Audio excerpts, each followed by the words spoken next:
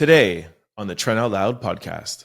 For anybody out there that has a passion and a desire for something and has been told no, this is a story that should provide you hope. What up? It's your boy Trent Out Loud, and I'm back with another episode. All right, I got a good show set up for you guys today. Not a big show, but still a good show, man. All right, I got one lead story today. We're going to talk about Mike Tyson and Jake Paul fighting on Netflix. I got a lot to say, actually, about that subject. Then we're going to jump over to quick news. We're going to talk Kimora, Simmons, and Usher. We're going to talk about child support while being pregnant, Diddy being outside, CDC signing Reesa Teesa, and Stephen A. Smith comparing himself to JayZ. Then I got question of the day. I got an awesome question of the day today. I actually really love it. If your ex was on fire, what would you use to put it out? I got really funny comments from the comment section. And then, of course, we're going to end the show, as per usual, with a little bit of sports news. We're going to talk about Draymond Green beating Larry Bird at 3 points. Y'all know what time it is. Turn your TV, radio, or devices up. I'm about to start this show. Let's go. The date and the venue is set. Jake Paul and Mike Tyson will be fighting live on Netflix. Yo, this is huge news. This is not just huge news for boxing fans. I don't even look at this as a quote-unquote boxing match. This is huge news for entertainment. This is huge news for content creators. This is huge news for the entire just entertainment industry. It excites me when I see things like this, man. Listen, I always try to glorify and shed a light on content creators. I feel like content creators are changing the landscape of entertainment, and it gets me excited. Obviously, I myself am a content creator. I'm a podcaster, a YouTuber, and I keep getting on this microphone and talking to you guys about what the future is. And this is an example of what the future is. The fact that this is on Netflix, on a streaming service, and it's not on, for example, a pay-per-view or like an HBO pay-per-view or what's the other one they used to have them on all the time? Anyways, I can't remember. But yeah, it's not a paid fight. It's not a paid card. It's not on TV. It's on a streaming platform. What I always talk about, streaming is the future. How the NFL had a game, the Kansas City and Buffalo game, streaming on Peacock. Now you have Mike Tyson coming back to fight Jake Paul. Jake Paul is an influencer. Jake Paul is not a quote unquote boxer, people. Jake Paul is a YouTuber. Jake Paul is no different from me. I mean, listen, I'm starting out on, as a YouTuber, content creator, etc. He never was a YouTube. He was never a podcaster, excuse me, but he got his start on YouTube. He fought on YouTube, and he just built up a following, putting out YouTube clips about his life. And his rise, man, as an influencer. And I love every second of this. I can't wait to find out how much he's getting paid for this fight. This is huge, huge, huge news. That's why I had to put this as a lead story. And as you can tell, I'm excited about it. Yo, this is a win for my YouTubers. This is a win for the podcasters and content creators out there. Rejoice, man. This is a good day, man. This is a really, really good day. All right. Let me get into, I got that off my chest. Let me get into telling you guys a little bit about the fight.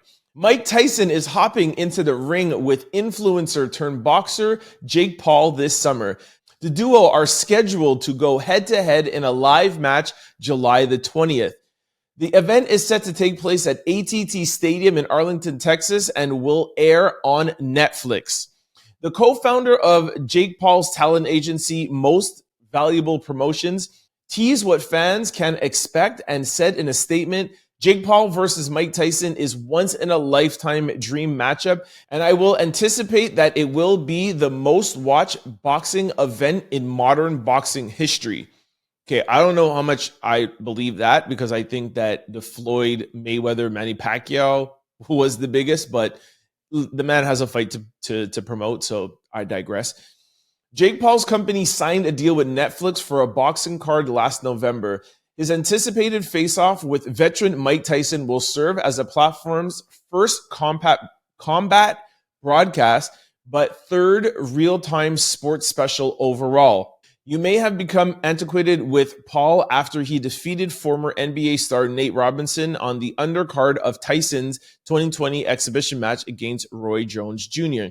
Tyson said of the upcoming event with Paul, Jake Paul has grown significantly as a boxer over the years, so it will be a lot of fun to see what the will and ambition of a kid can do with the experience and aptitude of a GOAT. It's a full circle moment that will be beyond thrilling to watch, as I started him on his first boxing journey on the undercard of my fight with Roy Jones Jr., and now I plan to finish him. Paul has a 9-1 record with 6 knockouts, while Tyson flaunts 50 total victories and 44 via knockout. He's long been deemed Iron Mike, as he's often referred to as one of the greatest heavyweight boxers of all time. The former YouTuber gushes about the chance to take on Mike Tyson on his social media, posting and writing, "The biggest fight of the 21st century in the biggest NFL stadium in the US, broadcast live on the biggest streaming platform in the world. That's the MVP way. Whether you're tuning in on Netflix or you're showing out in person, whether you're Team Paul or Team Tyson, or whether you're a lifelong boxing fan or watching your first fight, you're not going to want to miss this event." Yo, I'm beyond excited about this, as you can tell. This is going to be a good match. Of course, you know, there's going to be people, especially like traditional boxing people, that are like, yo, Tyson shouldn't be fighting Jake Paul. He shouldn't be giving him these kind of looks, etc., etc. And while I can understand, you guys know me pretty well by now, I always like to try to understand both sides, and I get it. Jake Paul isn't your traditional boxer, and he didn't come up the traditional way, making his rounds as an amateur, etc., etc. But to those boxing fans, those traditionalists, this is not a boxing match. This is not a title match. This is an exhibition. This, to me, follows under the umbrella of entertainment. This is what Floyd Mayweather has been doing since he's retired. And like I just read to you, this is Mike Tyson's second exhibition match. And I know this is the future of boxing, of wrestling, of all of these sports, man. You know, other than, NFL, the NBA, NHL, those sport teams, I don't think you'll ever see like exhibition style like that, because you need a league for that. But these independent sports, these solo sports, like you see they're trying to do that a little bit with golf. Of course, there's Golf Live, but then there's also like The Match, where it's like Phil Mickelson and Tiger Woods. Like, that's what the future is, man. Like independent, where you own something outright and then sell it to a network, and no longer always having to depend on Showtime Boxing or under these boxing club conglomerates and having these gatekeepers. That's what makes me so excited about this. You could build up a name for yourself and your audience, and then put something together and go to a streaming platform or go to YouTube and say, I have this, I want to sell it to you. That's what's amazing about this story. Forget about Mike Tyson being a boxer or Jake Paul not being a traditional boxer. This is a story and success for a new generation and a new outlook on entertainment. And I'm happy to be a part of it. And it's just a good look, man. It's just a good look for the future. And it's a good look for anybody out there that has a passion and a desire for something, and has been told no from gatekeepers, whether it be in the music industry or a boxer, whatever you try to do, whenever there's a gatekeeper holding you back from your audience, this is a story that should provide you hope for the future, that you could do it too. All right. I know it sounds a little corny, but I'm telling you out there, this is a big look. So shout out to Jake Paul. And actually the huge shout out should be to Mike Tyson for signing on for this and giving Jake Paul an opportunity and giving content creators an opportunity, man. So shout out to Mike Tyson. All right, that's it for my lead story. Let's jump into quick news. Ring my bell. Kimora Lee Simmons jumps into the Russell Simmons and Usher conversation. I told you guys last episode that Usher should not have gone out to Bali and hung out with Russell Simmons and put it on his Instagram. No problem if you want to go out there, but you shouldn't have let Russell put it out there. He has gotten so much backlash. I covered it last episode, 196, for those of you who want to go back and see it. It was like the highlight of that episode. I really went in, and I thought it was such a huge mistake. I thought it was wrong for Russell to do it to make himself look good and try to get some clout, the stuff that he's dealing with right now. And like I said, he's going to get even more backlash. It's not going to go away. He shouldn't have opened Pandora's box. And now look at what Kimora Lee Simmons wrote. She wrote on her Instagram, "What is this I'm seeing in the news today? Laugh out loud. Y'all some wild boys, for real, for real."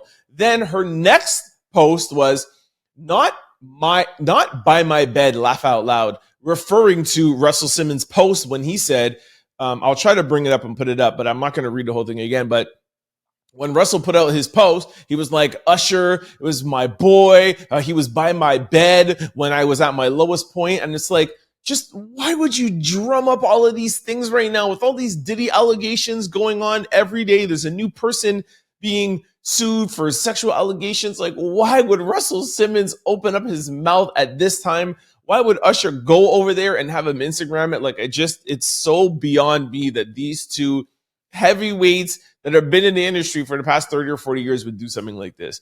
Anyways, and of course, Kimora is always like beefing with Russell. So I think it's kind of dirty that she would do this, to be honest with you. But that's his ex-wife, and they haven't been overly friendly or supportive of each other. I think it was like even last year where Russell Simmons' daughters were dragging him for being a horrible father. So I just don't understand why Russell would open himself up. But like I predicted, here's Kimora, entering into the conversation and just bringing more heat Usher's way. I hope for both of their sakes that this is the last that we hear about it and this story doesn't keep on dragging along. But people are still talking about Usher and Russell, and Kimora is just adding to the fire. I hope it calms down. And when we start a new week next week, we're no longer talking about Usher and Russell. Ooh, that's a tongue twister. Next week, I hope we're not talking about Usher and Russell. There you go. Kentucky State passes bill to allow parents to collect child support during pregnancy. Bill heads to House of Representatives for consideration. What in the world is going on here? I'll read the story to you guys. The Kentucky State voted on Tuesday to grant the right to collect child support for children during the pregnancy stage. According to ABC News, the bill, which won Senate support in a 36-2 vote, would allow a parent to retroactively seek child support payments up to 1 year after giving birth. State Senate Whitney said that the bill deemed Senate Bill 100 shows support for the idea that pregnancy carries an obligation for the other parent to help cover expenses during that time. I believe that life begins at conception. But even if you don't, there's no question that there are obligations and costs involved with having children before that child is born. Whoa, like for sure, there's some cost before a child is born. But I mean, child support is more like about like food and, travel and living and food, you know what I mean? And clothing and like, putting a roof over a child's head. Like I'm trying to see both sides of this and I can't get it. Like a woman becomes pregnant. What would be the costs? Like I don't have kids and I'm a man, but I mean like, what are the costs like that extreme that you would have to put somebody on child support and garnish their wages? Like, you're still living somewhere. You're still living under a roof. You still have to eat. Okay, you have to eat a little bit more. Like, I don't know. I hope my women audience is not getting mad at me out here, but I don't know. Like, anyways, I'm going to go to the comment section and see what people are saying, but I don't know how I feel about this. Ashley Brown wrote, will a DNA test be mandatory? Women put babies on men too often. Very good point. Melina wrote, DNA test should be mandatory then. So exactly, like I didn't even think about this. Like, how do you prove that I am the dad if while the while you're pregnant? Like, can you get a DNA test 3 months in, 4 months in? Like, when does the child support start? Like, I am very confused by this. Ebony Dove wrote, that's parental support at this point. There is nothing on earth money can buy a baby that's not here. That's exactly my point. And somebody wrote under their comment, doctor appointments, the well-being of the unborn. Like, how much does it cost to go to a doctor's appointment? Like, what am I going to do? Split the gas with you? Jamel Hill wrote, maybe now more men will join the fight for reproductive rights. MSY283 wrote, why get pregnant by somebody that you got to put on child support while carrying? Well, things happen like that. That really doesn't really make sense. But why get pregnant with somebody that you have to put on child support, period? Like that, you cannot predict what a relationship is going to happen. Look at me arguing with people in the comment section. Crystal Star wrote, child support before a DNA test is nasty work. Free Thought 92 wrote, so if the woman lied to the man about the child being his and later on he finds out it's not his, is a woman going to go to jail? Like, what's going on? Yeah, I don't know. I don't really agree with this bill. I don't see how this can even make sense. As long as if you cannot prove that the child is yours, you cannot just put somebody on child support. So yeah, I don't agree with this bill at all.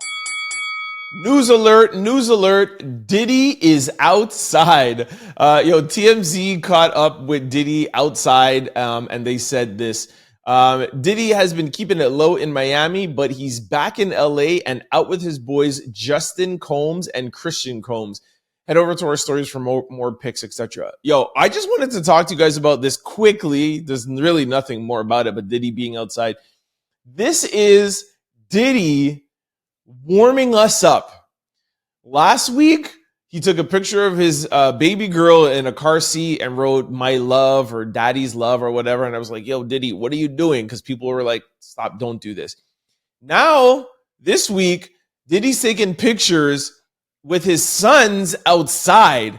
And this looks like a setup. I'm going to play the video while I'm describing this. And for those of you who are just listening to this, go to my YouTube page, Trent Out Loud, to see the video. This looks to me like it's staged, and celebrities stage these things all the time. It's like, yo, TMZ, I'm at this restaurant in LA, catch me out here. Like, Diddy was like posing for the camera, doing little things with his hands, saying thank you. His sons were like, yo, thank you, whatever. This was all staged. So I think Diddy is warming us up to something, and he's testing the waters to see how the reaction online is going to be. And the more people that are like, yo, let him live his life, let him do this, yo, I think all these things are, and then him and his publicist and his people will be able to say, hey, this is the gauge. So this is what Diddy is doing. I didn't think he was going to do this for a while now, but the Cassie thing happened in December. We're looking at January, February, March. It's been 3 months. To me, it seems a little bit soon. I mean, he just had a new case like 2 weeks ago or a week now from Little Rod. I think it's a little bit early, but he could be, just like in his house, like going crazy, being like, yo, I got to go back outside. Or what I really think it could be a money thing. Cause the longer Diddy stays at home and he's not outside is the less money he makes. Diddy has always made his money off of being a quote unquote influencer. Like Diddy is like the OG influencer. His drink Ciroc, Diageo had that drink. He just signed on and promoted it. He's at clubs, he's at parties. Diddy is the ultimate partier. That's how he made all his money with Ciroc. The same thing like music. He's a great producer and he's a quote unquote rapper, but he's always been about like finding people and promoting them. Diddy is a marketer.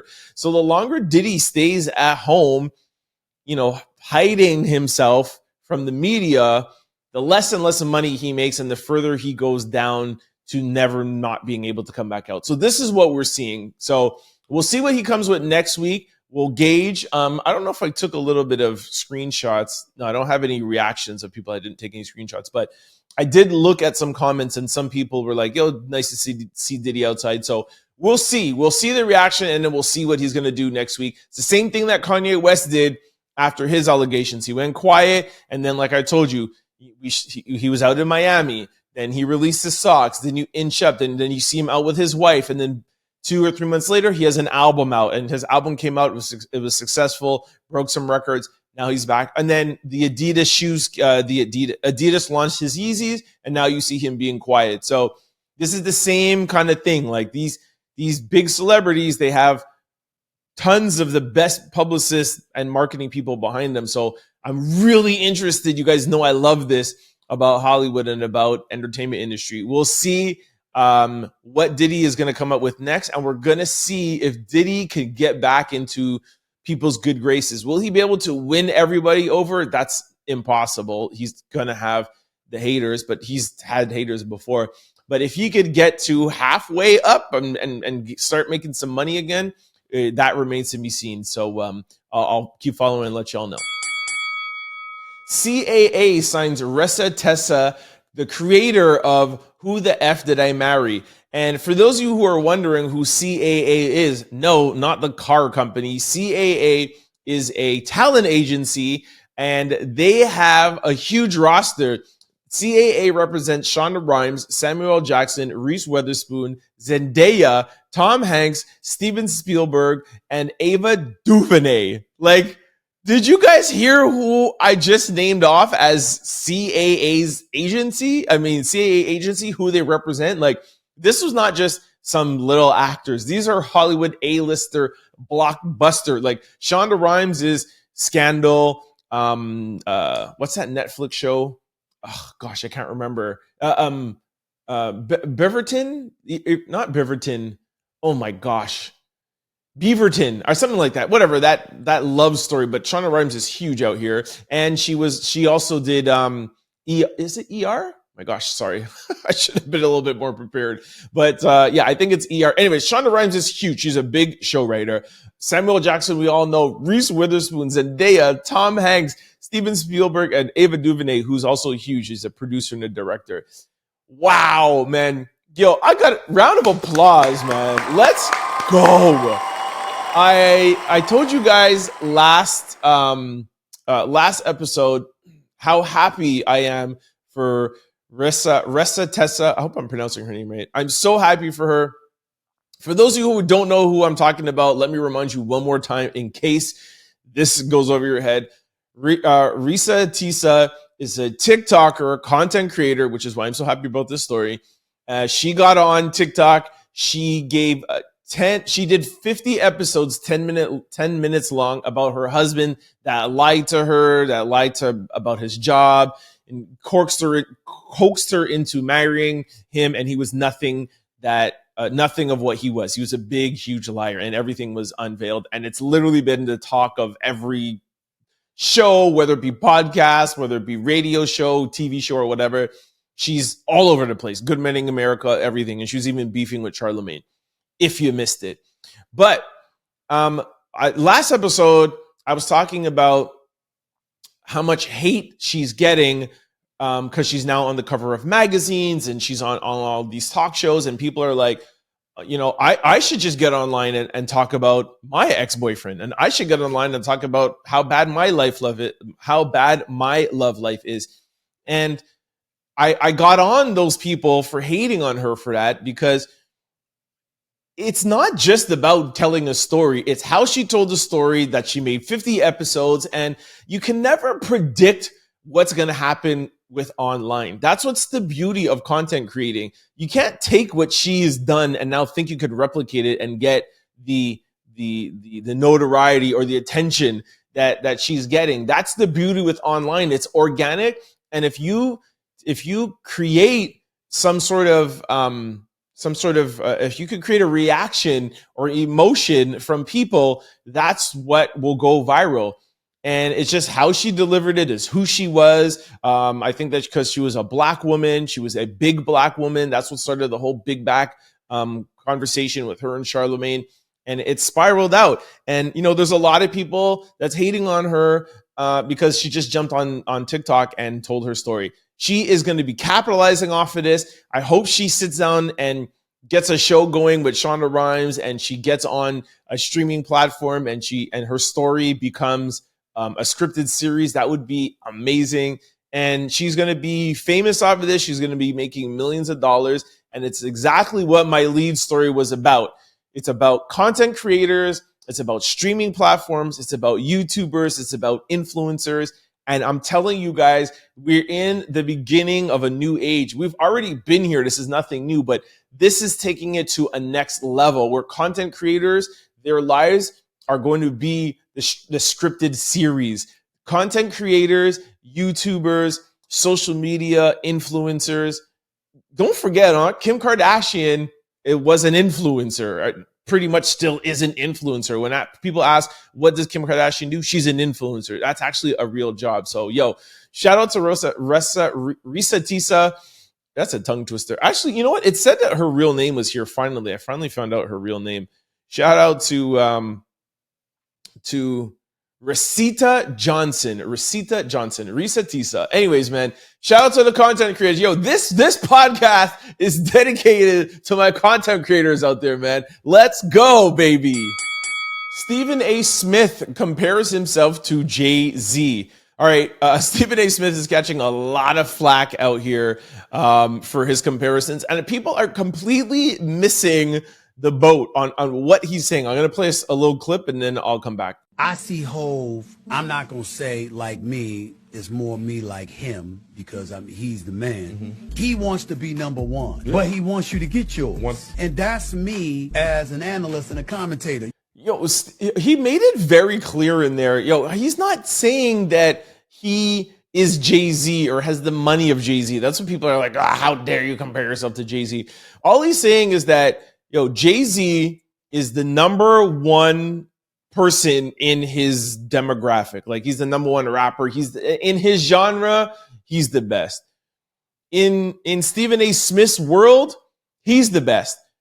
First Take is the number one news analyst show, whatever you want to call it, for the past 11 years. He's been number one. So in their respective demographic, they are number one. So that's why he can make the comparison, right?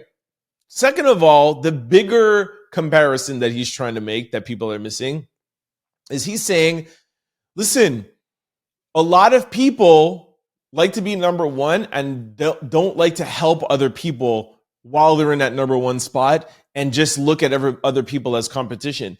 JayZ has been known to work and to bring up other people, hence Roc Nation, his management company. Rihanna, Kanye, right? More presently, Megan Thee Stallion. We can go on and on. Meek Mills, et cetera, et cetera. I mean, there's a plethora of people that are signed to Roc Nation, and that's the same thing you see Stephen A. Smith doing, signing Shannon Sharp. Ryan, oh gosh, forget his name right now. I'm forgetting names today. Anyways, Ryan from The Pivot is over there. You have a lot of younger talent, again, coming from online, having podcasts. Shannon Sharp, yes, was on Undisputed, but Shannon, the thing that really that Stephen A. Smith liked about Shannon Sharp is what he was doing online, being a content creator. So shout out to Stephen A. Smith for noticing what these young content creators are doing and bringing them up and putting them on the First Take platform, which is indirectly gaining them more notoriety and more views on their content platforms when they're not on First Take. So I applaud Stephen A. Smith for doing this. The headline is very misleading, comparing himself to JayZ, because even me, when I saw it, I was like, what?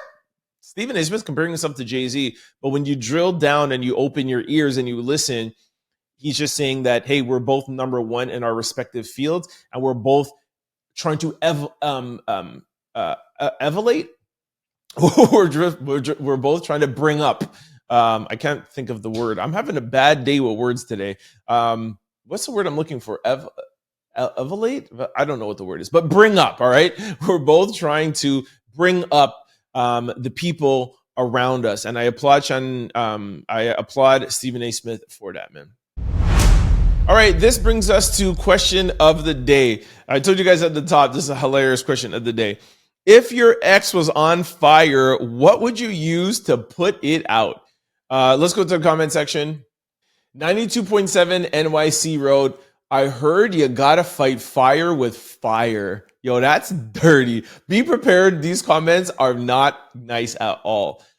King Rome wrote, let's normalize not needing to talk ish about our exes after we break up. Okay, that was nice. That was nice, King Rome. Capone 198 wrote, I will not interrupt God's plans. Cold, man. Miss Delude wrote, his mama's ashes. Yo, some of you people are sick out there. Yo, that's really dirty, man. Auntie Jane wrote, alcohol to stop the bleeding. I can't know if that is good or bad. No, I think that's bad because that's going to add to the fire. Horrible people out there. Shabazz Jenkin wrote, water, it's a human being in distress. They need help. What's wrong with y'all? Exactly, man.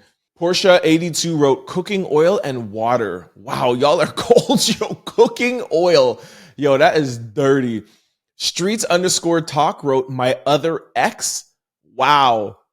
Gold N Hundi wrote, wow, y'all need therapy. Yeah, y'all need therapy, man. Let go, man. Let go, people. Jeez. Benson _ Benson wrote gasoline. Somebody else wrote gasoline. Somebody wrote oxygen. That because y'all know oxygen makes fire go. Somebody put an emoji of like a little character peeing. Yo, you guys are really bad, yo.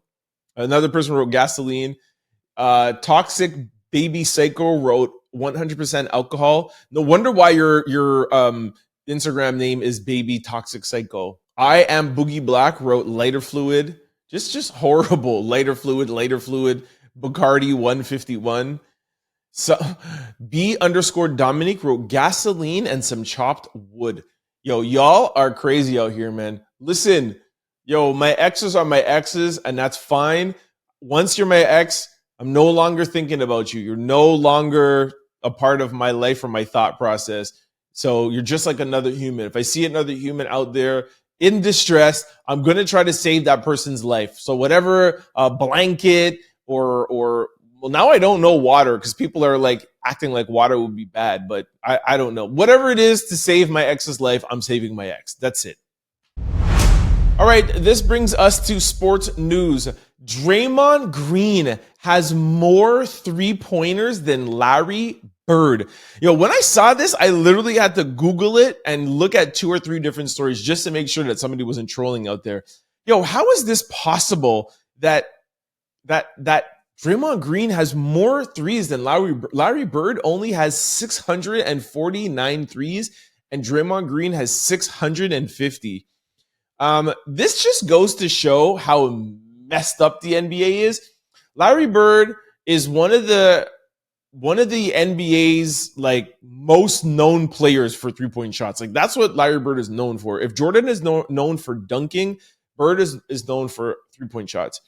So, but just to show you how much the game has evolved, the fact that Draymond Green, a defensive player, has more threes than one of the most iconic 3-point shooters of all time. Should be an alert to the NBA that they need to make some changes. I did hear, I think it was last week, that the commissioner has commissioned a group to look into how they could change the league from being so offensively easy. I think me and my words today are not working. But yeah, it's a commission to find out why the league is so offensively driven and what changes they can make to the rules so we don't have so many offensive goals being scored. Look at the All-Star game. Like the total of the All-Star game was like 400 and something. It was the most points in an All-Star game. Like it doesn't make sense. The rules are too soft. Like the foul rules, bring back some fouls. Let people get in there a little bit, man. You know what I mean?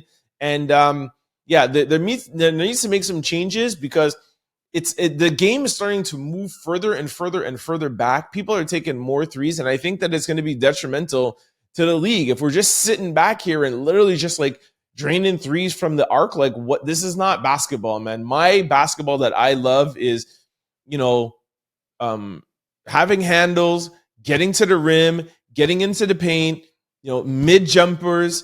I'm not saying that I don't like a 3-point shot. Like, of course I love it. It's a beautiful thing, but we got to be careful here. If Draymond is beating Larry Bird and Larry Bird was in the 80s, we're only talking about 30 or 40 years.